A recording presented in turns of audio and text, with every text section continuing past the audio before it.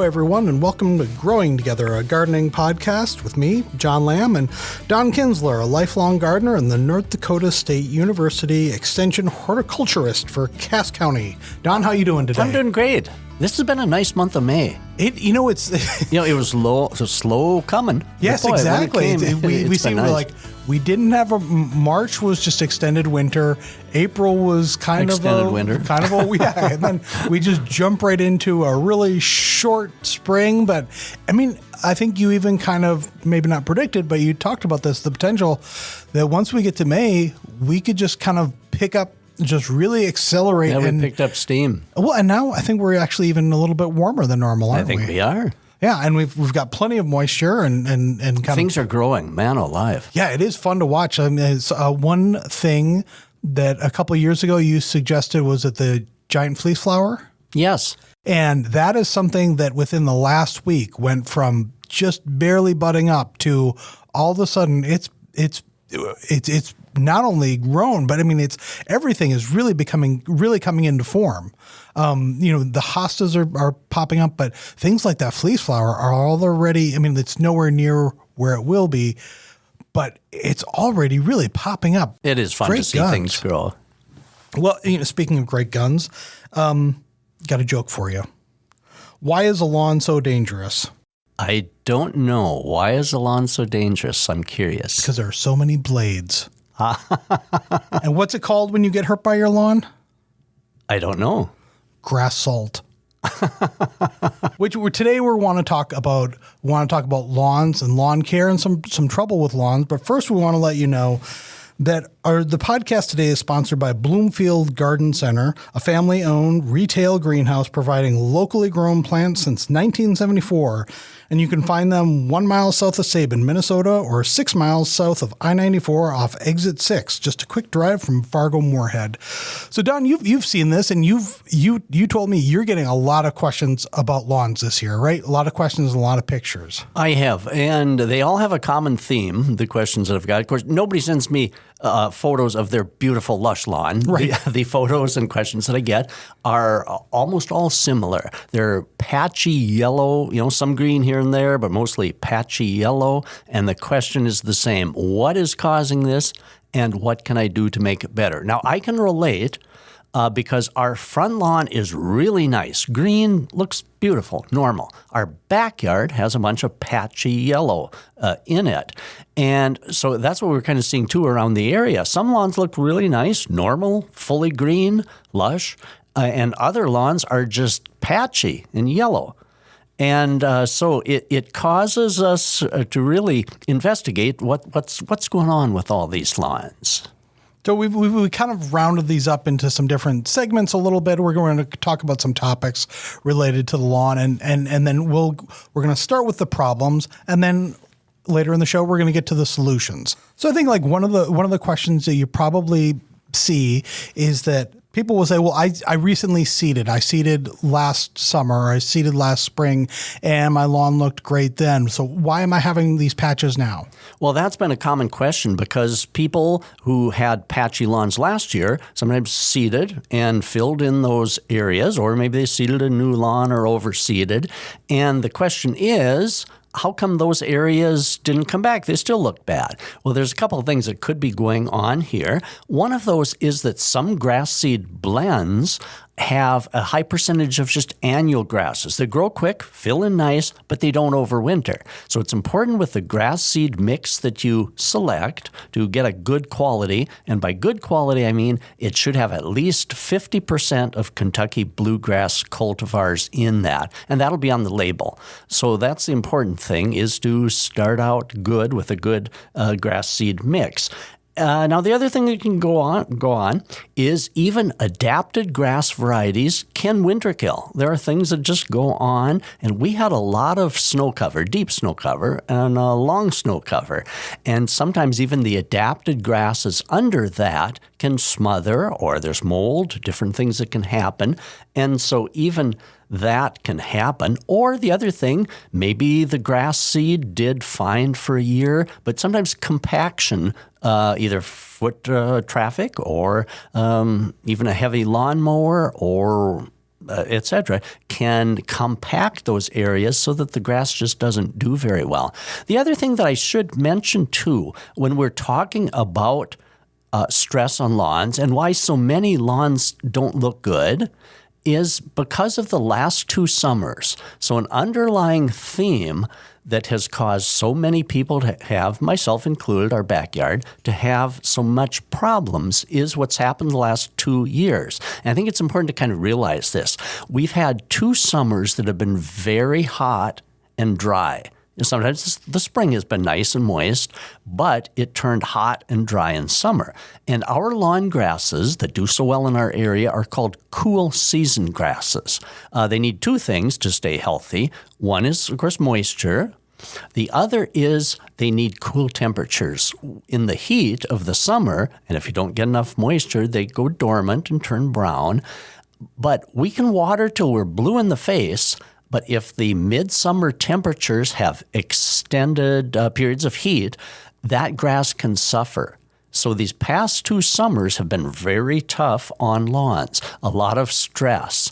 And so because the lawns are stressed by heat, they are more susceptible to these other problems. So it's kind of understandable, and it's no big surprise that some of our lawns are having trouble. Now, how come one lawn looks good, the next doesn't? How come our front yard looks good, backyard looks crummy? Some of those things there aren't real good answers to. But anyway, if you have seeded and it just hasn't come through, make sure you're using the right grass seed mix and maybe try again. It just could be that newly seeded grass area gave it up due to the heat stress. And you said, 50% Kentucky bluegrass? 50% Kentucky bluegrass. Now, there will be different named cultivars on there, such as Glade Kentucky bluegrass or Park Kentucky bluegrass. There's even a Fargo Kentucky bluegrass. But add those all up, and you should have at least 50% Kentucky bluegrass cultivars. Can winter be tough on a lawn? I mean, is it the snow? Is it the temperature? Is it things kind of going over it? How tough is winter on lawns? Yeah, winter can be really tough on lawns. And it's interesting. 2 extremes can happen. If we have no snow and open winter, then that grass can be exposed to very extreme cold and wind and all else. And so having no snow can be really damaging to a lawn. It can just freeze out. But if we have lots of snow, that can also be damaging to a lawn. For example, this last winter, snow started early and stayed late, and it was so deep. So even the deep snow can almost smother itself. It's heavy on the lawn. The other thing, too, that I noticed, our first snow over much of the region this last winter here was very wet and heavy. And the soil hadn't frozen much yet. So the grass wasn't really deeply frozen.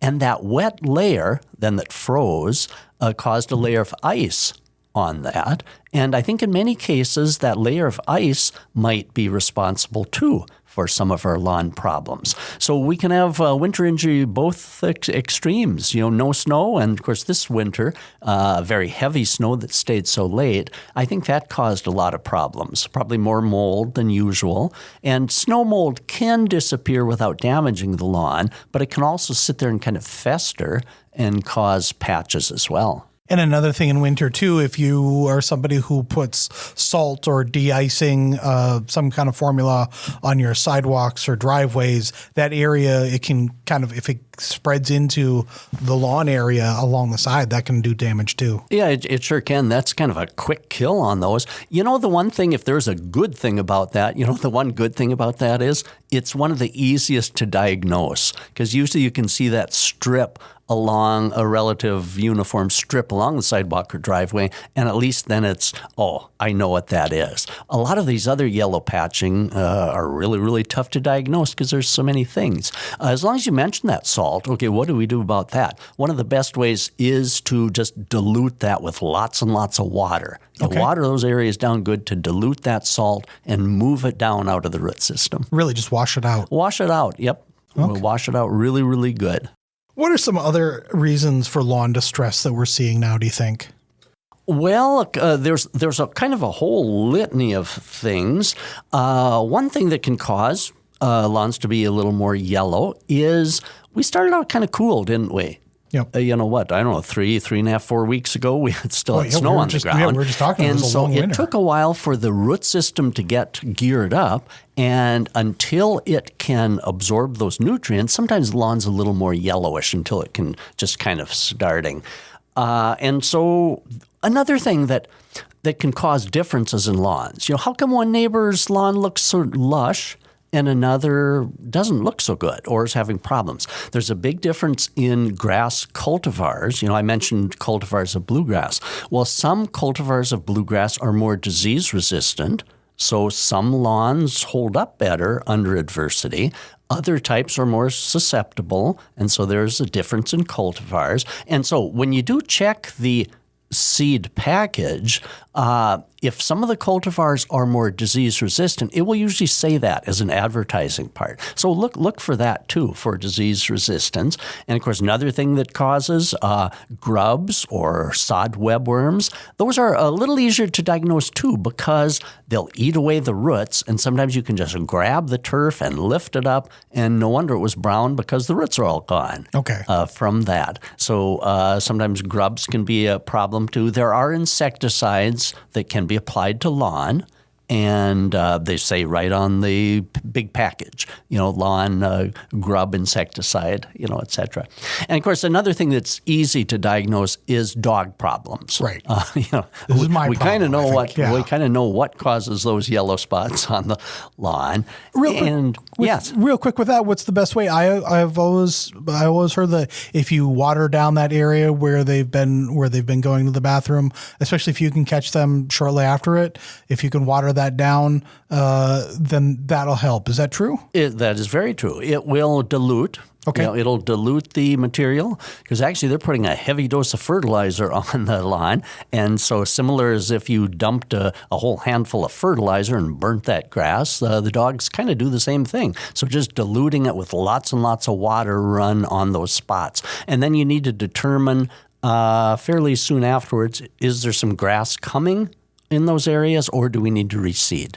I have heard in the past, and I should have looked this up to see, look up a reputable source, that a female dog's urine is more detrimental to grass, that it does more damage. I think I've heard that too. And I don't know if that's... I don't know to verify that, but I think I've heard that as well. Well, on that note, we'll take a quick little break, and when we come back, we're going to talk about some solutions, some things that you can do to kind of get your lawn back to help you build a healthier and happier lawn.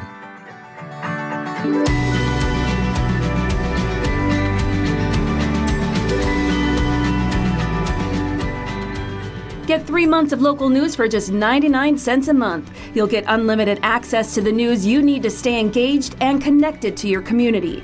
Visit inforum.com/subscribe now to get 3 months of local news for only 99 cents a month. All right, we're back, and we're talking the trouble that we're seeing around town, that people are sending in questions and concerns about their lawns, and we've talked about some of the problems, but now we're going to talk about some of the solutions, which is really why people are tuning in and listening to us. So what should I be doing with my lawn? What should I be doing to help my lawn? And big overall question, I'm sure there's lots of answers, but let's start with a real basic thing. What's a real simple thing that I can do to my lawn to help my lawn? Well, and because there are so many different causes of these yellow patchy lawns, the good news is that the remedy for most of these is kind of the same. Different things to get the lawn back to health. And of course, one of the main things is to take a look at those yellow areas, regardless of maybe what the cause is. First of all, take a look at those yellow areas, the patchy areas, and if you see green sprigs of grass coming, fresh green sprigs, if they're 1 to 2 inches apart, the lawn will fill in. Okay. And because our Kentucky bluegrass has a great ability to spread sideways, which is why you have to keep trimming it off of your sidewalk, edge your sidewalk, because it keeps wanting to creep on that. And so the rhizomes underneath will allow it to spread sideways. So if you've got a green sprig, every 1 or 2 inches, it will easily fill in sideways. Just give it some time. Exactly. Okay. So that's probably the first thing to do to examine that. If you don't see that, then those patches will have to be probably reseeded. If it's only a little patch, 4 or 5 inches in diameter, it's going to fill in sideways on its own. So one thing that'll help a patchy lawn is to examine if it could use power raking or dethatching. Now, power raking and dethatching are 2 names for the same thing. That gets all the fluff up out of your lawn. So if you suspect that you maybe should have power raking or dethatching done, cut a little plug out of the soil, a vertical plug out, and a little bit of thatch is good because it shades the roots, preserves moisture, helps control weeds. So the good amount of thatch is about 1/2 inch. Now, thatch is the kind of undecomposed tannish grass layer that's sitting there between the green grass blades and the roots. So 1/2 inch is good. If it's over 1/2 inch, that could be keeping air and fertilizer from getting down into the roots. So that's when we would dethatch or power rake. Another operation is core aeration that lifts all the little plugs of soil and thatch up out of the grass as well, and that can help as well. So determine if power raking or dethatching would be of assistance to you. That can also be a good a precursor to reseeding. If you want to reseed, that will also help too.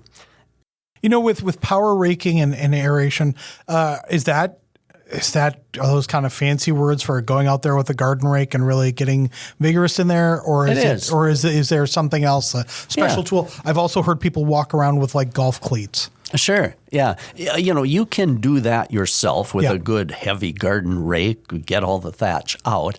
But a power raker is a piece of equipment with tines that kind of whirl and spin and bring up all this fluff. So you can rent power raker, or also called dethatcher, and also core aeration. Or lawn care companies can do the same. There are some lawnmower blades that are called dethatchers that you can also get. When you go out and you do those first kind of spring rakings to rake up all the, what kind of a rake do you use? Because I think we grew up with those metal ones that have a bit more spring in them, and now a lot of the rakes are plastic rakes, which are a bit more sturdy and more stiff. Do you have a preference? Yeah, well, the garden rake with the heavy tines. So the actual garden rake. I keep that for the garden. Okay. Yeah, I keep that for the garden.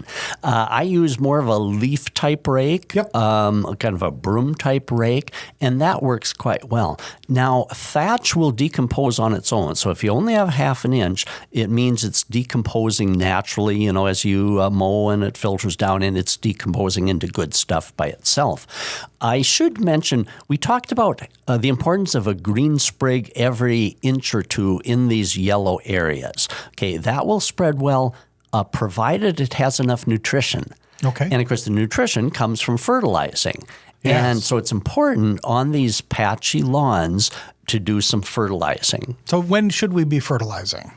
Our recommendations have changed a little bit. It used to be in the past, everyone fertilized early to get the lawn to green up. Well, a lot of turf research was done, and they showed that kind of force-fed the lawn before it was really ready to use it. So the current recommendation, which allows the grass to use the nutrients kind of right away and is best for the grass, is to delay until the last half of May, even towards Memorial Day. So anyway, fertilizing after the grass is green and actively growing. When we put on the fertilizer, then the grass roots can immediately take it up. If we fertilize too early, there's chance of a heavy rain just washing it all off and away. So around Memorial Day has been shown by turf research to be the best spring fertilizing time. Another time that I should mention is Labor Day. Turf research showed that if you were going to do one fertilizing per year, Labor Day is actually the most important.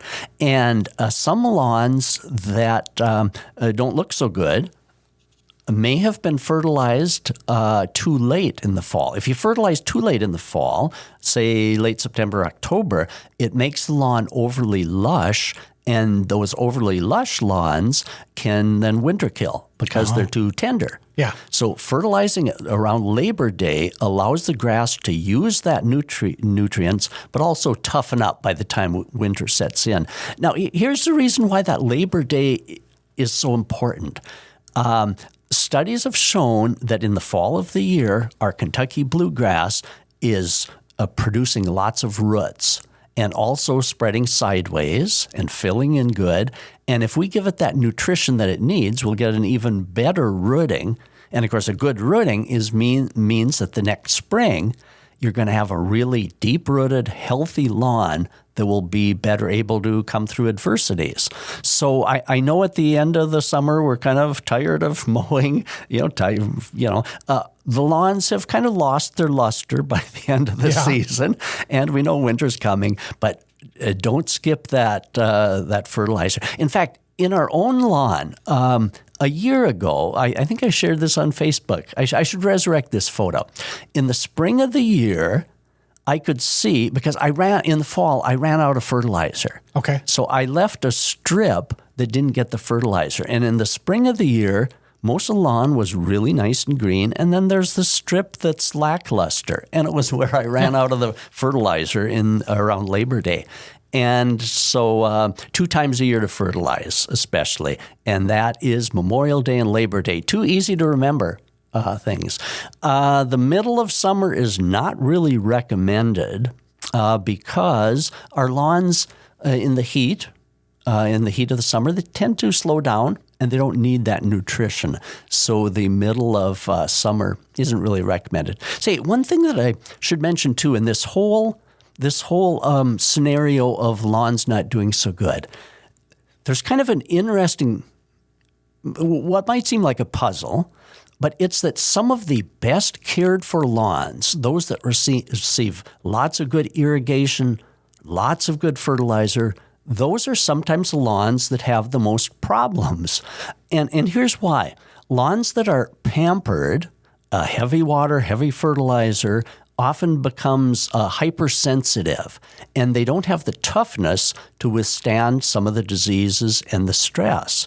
And so even in the middle of summer, when you're watering and irrigating, maybe an irrigation system 3 times a week, but that lawn is really addicted to that water, and we aren't watering deep enough, and so the lawn is really addicted to shallow watering, and it's quite sensitive, and it just doesn't have the toughness. So the puzzle thing is some of the people that care for the lawn the most sometimes are the ones that have problems. It's kind of knowing when to care. And exactly. How much to care. And in the middle of summer, we can just water, but we can't do anything about the heat. Yeah. And the heat stress is important to keep in mind as well. Speaking of water, what do you want? Any kind? Should you be watering before or after you fertilize, or would that just kind of wash the fertilizer away? No, that's an interesting point because the most lawn fertilizer is applied as granules, and those granules have to be turned into a liquid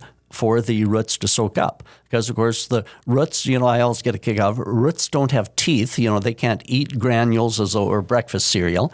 They need to drink in. Roots drink in the water. So the granules have to turn into kind of a solution, and for that they need water. So watering after you fertilize, or that's why so many of us try to get that lawn fertilizer on around Memorial Day when we're going to get some rain. Yeah. And then that will turn it into solution. Of course, too much rain could wash the granules totally down the drain, and that's not good either. But it does need some moisture to activate. All right, we're going to take a little break, and when we kind of come back, we're going to talk about some more solutions for how to get your lawn back up, but looking green and looking healthy.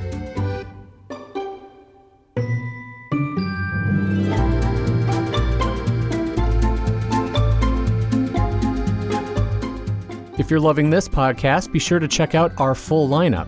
From news and local politics to sports and true crime, find your next great listen right now at inforum.com/podcasts. That's inforum.com/podcasts. All right, we're back and we're talking about how to make your lawn look green, be healthy all summer long. And Don, one of the things that you hear about is reseeding and overseeding. And I wanted to say, as a relatively new gardener, are they different things? And if so, what are the differences between reseeding and overseeding? And when should we be doing it? Yeah, well, reseeding probably refers to kind of starting over. If you have to turn it back into black soil and then reseed that area. So that's kind of commonly used in that way. Overseeding is when your lawn looks thin or lots of yellow patches and you overseed into the existing turf. So you don't really, till it up and start from scratch. You try to get the grass to come up more thick, fuller, and especially in the bare patches. So on the back of the seed label, you'll usually see a rate for overseeding. Seeding or reseeding totally bare areas will have one rate, and overseeding will have a heavier rate. The reason for that is when you're overseeding into the existing lawn or stubble, the grass has to kind of get down closer to the soil. And so you need a heavier rate of seed to do that. So now in overseeding, it's interesting. I mentioned that seed has to get down to the soil, which when you have all this stubble and, some good grass, some not so good grass. That's why raking first is good. Some people in the worst patches will even spread a little bit of topsoil, rake that in, just so you're sure that seed is going to get to that. And for the seeding, again, use the recommended mix, 50% Kentucky bluegrass varieties. But the other thing to remember is that it all depends on moisture. That grass seed is seeded so shallowly, just barely covered with soil or scratched into the surface or scratched down into the existing lawn for overseeding. And that grass seed needs consistent moisture. And that's the single most determining factor as to whether that grass seed is going to sprout is if it has enough moisture.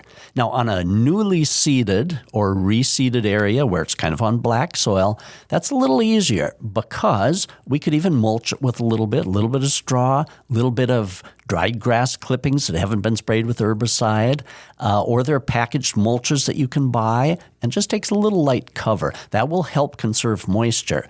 But that grass seed needs almost continual 1, 2, 3 times a day watering.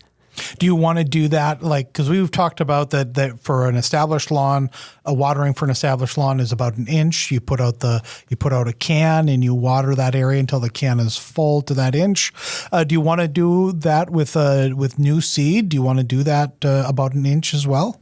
Yeah, that's a great question. So your first watering, after you've reseeded or overseeded or seeded a new lawn, the first watering should be about 1 inch. That will get a good base of moisture started. But then the soil surface, or even overseeding, that surface has to be kept uniformly moist. And that's not going to require a whole inch. So maybe just 1/10 of an inch, a couple of tenths of an inch, just enough to keep the soil surface moist. So when I'm doing seeding and trying to get grass seed to grow, I don't measure that. What I look for is keeping the surface dark moist. So if you've got bare soil or mulched soil, keep it dark moist. I think that's a good term. Yeah. Yeah, keep that surface visible. Dark moist. You can see it. And so if grass seed doesn't come up well, it's usually because we haven't kept it moist enough. What about, I think we've talked about with established lawns, you want to water earlier in the day and give the lawn time to drink it in before it cools down at night. With newer seed, do you want that same thing too? Or do you want to, because you want to keep it moist all day, do you want to water throughout the day? Throughout the day, yeah, exactly. Okay. And because especially during the heat of the day, if we get a windy day especially, if that grass seed is just starting to sprout, on a warm, windy day, it can totally fry off. Yeah. And so that's why it's important. It can be a challenge for those of us that work during the day, but sometimes if you can run home at noon, give it a sprinkling, and then so getting grass seed to germinate is kind of the opposite of watering an established lawn. Okay. What about when you talked about a little bit about you want to rake up before you put that down so that the seeds can get right down to the soil?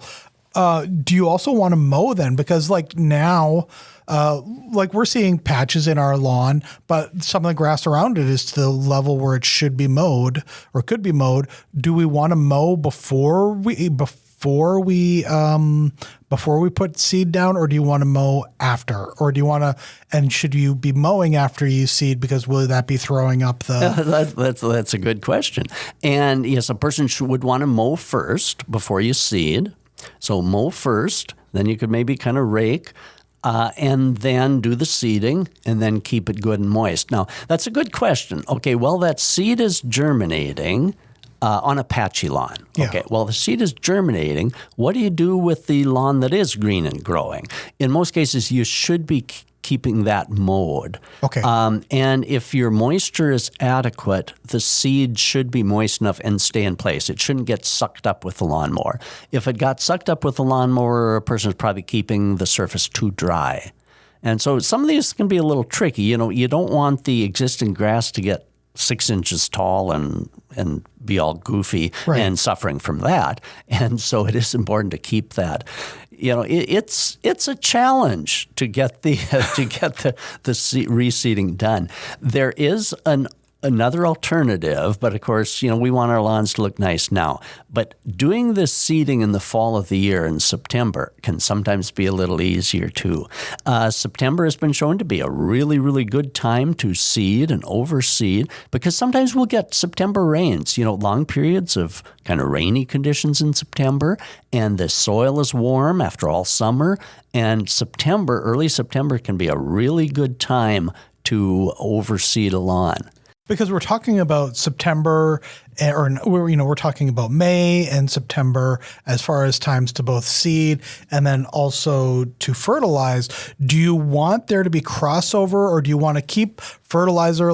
Because if we want to fertilize by Memorial Day and then on Labor Day, do we want to have seed down, let's say 2 weeks before or 2 weeks after? Do you want them in there and active at the same time? Yeah, that's a good question. Yeah, how do you fertilize like the newly seeded areas, or how do you fertilize a lawn when you've got some new seed coming up? Because regular lawn fertilizer is pretty potent, and that could harm the little germinating grass seed. But there are lawn fertilizers for newly seeded lawns that are a little less potent, but they still give the lawn the nutrition that they need. So check at the garden centers or the hardware stores for a lawn fertilizer, and it'll be labeled for newly seeded lawns. So and that would be the one to use when you're planning to reseed, or you've already seeded and you want to give the rest of the lawn some nutrition. So use that fertilizer. So in the spring, would you say seed first, then fertilize for that newly seeded lawn? You can do both. Okay. Either way, it really doesn't matter which you do first. And could you seed into the summer? You can. My wife Mary and I seeded the lawn at St. Anthony Church from bare soil the first week in July. And really? It was hot. You can, but it's really challenging because I think we watered 4 times a day. That's a big lawn. That is a big lawn, but it looks beautiful today. It does look really but nice. Yes, we I guess you could say religiously kept it watered. Yeah, and I'm sure we were dragging sprinklers around. They had no irrigation system. We drug sprinklers around, I'm sure, 4 times a day to keep that continually dark moist. That's not the recommended. May and September are much easier. And then so at Labor Day, would you fertilize then on Labor Day and then seed after? Both in early. Okay. Yeah, both. If you're using a fertilizer for newly seeded lawns, you could really do them at the same time. So we talked about mowing. Like, what are some tips for mowing? Because not all mowing is not all the same. There's a reason why there are heights on the blade, right? There are, and I know it's tempting sometimes to mow low because sometimes it gives a certain look, but that's not really healthy for the lawn. There's been a lot of research done on this, and it's easy for them to do this research. Just have the same lawn plot with the same grass and mow different areas at different heights and see which does better. And so the height at which our lawns do best is 3 inches. Okay. And no shorter than 3 inches. You could go 3.5 inches, and that would be great too. What that does is, the interesting study. The shorter the mowing height, the shallower the roots. Oh. The higher the grass blades, 3 inches, the deeper the root system, and it's deeper than 3 inches. But there's some wonderful profiles that have been done that demonstrate that. And of course, a healthy lawn is all about deep roots. None of us want to be shallow. And so, having a deep root system. So mowing at that 3-inch level and starting fairly quick. I know usually the first mowing, I'll maybe give it a little shorter, not scalp, not low, but a little shorter just to kind of clean it up. And then also in the fall, the last mowing, reduce the height. But the rest of the mowing, always do at the 3 inches. The other thing that's really key is to keep the blade very sharp because a sharp blade will make a crisp cut on the leaf blades. And a crisp cut won't lose moisture as much as a ragged cut. And also when you look out across the lawn, a sharp blade that has produced a crisp cut just looks nicer. A ragged cut, when you're looking at the lawn from a distance, has more of a brownish gray look to it and not as crisp green. So there's a good rationale for keeping our blades sharp. How about clippings? It used to be everyone used to bag their clippings right away. We seem to be getting away from that. It is, because also fascinating research has shown that if you just let the clippings filter back into the lawn, as they decay, they produce the nutrient equivalent of 1 fertilizing per growing season. So you're fertilizing your lawn by letting those clippings just filter down in and decompose. Also, those clippings, as they decompose, it's almost like giving compost down into the soil as they decompose. And so there's really no reason to bag and haul those away unless the lawn has kind of gotten away from you. And if the clippings would lay like a hayfield, then those should be bagged up or taken off, raked off. But the clippings, it's kind of a shame to take them away because they're self-feeding the lawn. Yeah, it's a little bit of a snack for the lawn. Plus, it's easier. You don't have to bag, dump the bag. Less work for you. Yeah, it is. It's kind of like now in the fall, a lot more people will just mow over their leaves. Yes, yeah. Wonderful. Because, some of those, they're actually resources, so why not return them back down into the soil from where they came?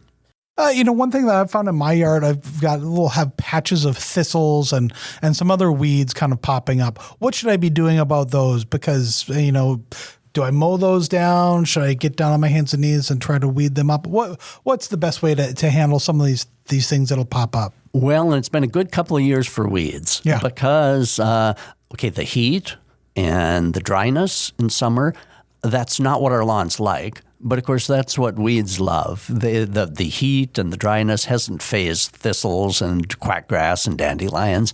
And so they've taken advantage of some of our thin lawns. So what do we do? Well, the first thing is most of the weeds that are popping up in lawns are perennial weeds. They're able to come back from a winter hardy root system like the thistles and dandelions.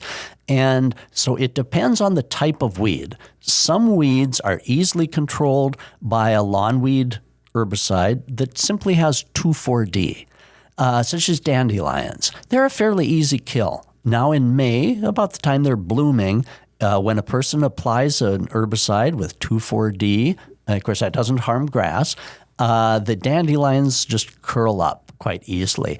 Other weeds are hard to kill. Thistles are just so prolific, creeping Charlie, things like that. And so they require a little extra fertilizer. So one that I like, if you check a lawn herbicide, for the active ingredient triclopyr, T as in Tom, triclopyr. That won't harm lawn grass, but it's a little more active on thistles, creeping Charlie, and hard-to-kill weeds. The other thing I should mention, a lot of the hard-to-kill weeds, Dandelions are pretty easy, but thistles and those, a person will apply the herbicide, hopefully get some kill, but they come back so readily. So the other good time to kill those is in the fall. So remember about September, about the time that you're fertilizing, but also apply weed killer containing triclopyr to thistles and hard-to-kill weeds. September can be a really effective time. Just when you were talking about how some of these weeds are perennials, the times I've tried to dig up thistles, because, when they get so big, you stick, you get your tool down in there and you pull them up. Those roots are deep. I've seen statistics, but I probably can't quote them, but I think they're several feet or more down in. And, of course, they go downwards and they go sideways. And so, yeah, thistles are. Do you bother trying to dig them up if they're in your lawn? No. Thistles, dandelions I can dig. Yep, because it seems like you get the root and then they don't come back. A dandelion digger works well. Okay. But thistles, I don't dig. I chemically treat the thistles, and I spot treat. That's another good question about a lawn weed control. Now, most of the herbicides that are applied are not preventatives. They need to be applied to actively growing weeds. So I like spot spraying.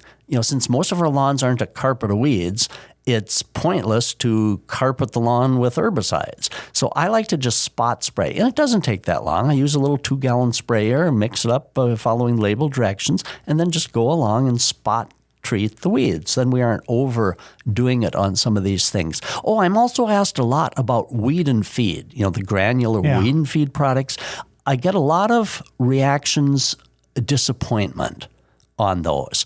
Because when you read the label, they say apply when the lawn is damp from either sprinkling or dew, because those little granules of herbicide have to contact actively growing weeds. They have to stick on the leaves. And if it's too dry, they just roll off the leaf and won't kill. And so the kill isn't that great with weed and feed. A lot of people have problems with that. Sometimes it's also a misconception that a weed and feed product will somehow prevent weeds, but they don't. They have to kill actively growing weeds. So a better option is to certainly fertilize, but do the herbicide application in a separate application. And the liquid herbicides are usually much more effective. All right. There's we've had a lot of information here on the show, a lot of things to take in, but what is the most overall, what's the takeaway? What's the most important thing to having a healthy, green, sustainable lawn? The key word is patience and doing a lot of seemingly little things all together, and not just, we can't really pick and choose these little things that I'm about to mention. We can't do some and not the others. We need to do a number of these things all together, and it will create a healthy lawn. Okay, so first of all, mowing. Set the mowing height at 3 inches. Okay. Secondly, when you do water, always water deeply, applying about 1 inch per week in one application so that we get good deep roots. Okay. Then the next thing is to fertilize around Memorial Day, and make sure you fertilize around Labor Day. Let the clippings filter down in. And let's see, have I covered them all? By doing all of those things, and again, you can't skip one. You can't do the other things, but yet be cutting your lawn really short, because that's not going to work. And another thing I should mention is don't over baby the lawn. Let it get a little tough. So again, if your sprinkler system is set at 3 times a week, your lawn is probably addicted to that water and is a little more sensitive to some of the things. Yeah, I think that's one of the things, so we've been in our house now for, I think, 6 years, and it's been kind of a roller coaster up and down of trying to keep the lawn. We had a couple summers where the lawn just got scorched. But the thing is, too, is that along with that patience and time, sometimes it's just waiting and seeing that it can come back. Don't lose faith, don't lose hope. You have to keep working at it, but it does. It will. You'll turn the corner and things will get better. It's not going to be an immediate thing. And Exactly. Then the other thing we have to realize that we went through 2 years that were really hard on lawns. Yeah. Hopefully we'll go into a cycle, maybe, I hope, that will be a little more lawn friendly without extended heat during the summer. So now I mentioned that my own lawn, the front looks really good. The backyard doesn't look good. Well, okay, how come? Haven't I followed my own advice? Okay, well, last September, I was busy. I fertilized the front. I didn't get the back fertilized. And so that may be one reason that lawn maybe didn't do its September health. See, in September, lawns get just a resurgence of health. And I didn't give it the nutrition in the September to do that. And maybe that's one reason why it looks so poor this year. I'm just blaming mine on my dogs. And I know that it'll bounce back. I've seen it happen before. Yeah, again. And so, it's worth waiting for. It's hard for us all to be patient. Yeah. But, it is. It's worth waiting for. All right. Well, this has been really fun. This is another episode of Growing Together, the gardening podcast. I'm John Lamb. Don Kinzler. And we'll talk to you next week. Have a good week, everyone. Growing Together, a gardening podcast, is sponsored by Bloomfield Garden Center, a family-owned retail greenhouse providing locally grown plants since 1974. You can find them 1 mile north of Savin, Minnesota, or 6 miles south of I-94 at exit 6. Just a quick drive from Fargo-Moorhead.